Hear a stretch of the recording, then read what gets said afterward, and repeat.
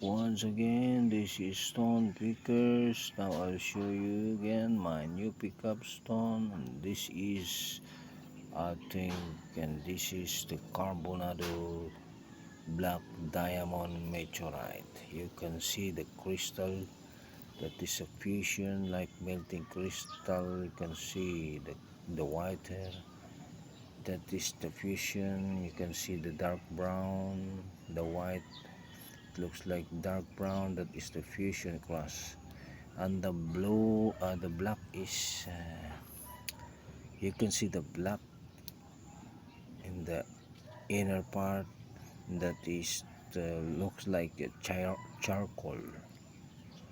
Let's look like a charcoal.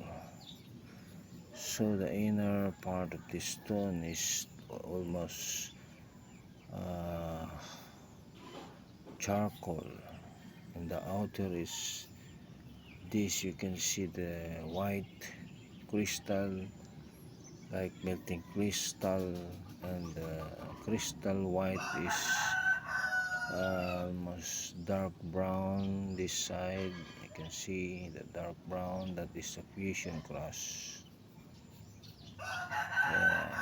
It's a beautiful Carbonado Black Diamond Meteorite. Very hard, very hard. It's so very hard. Yeah, yeah.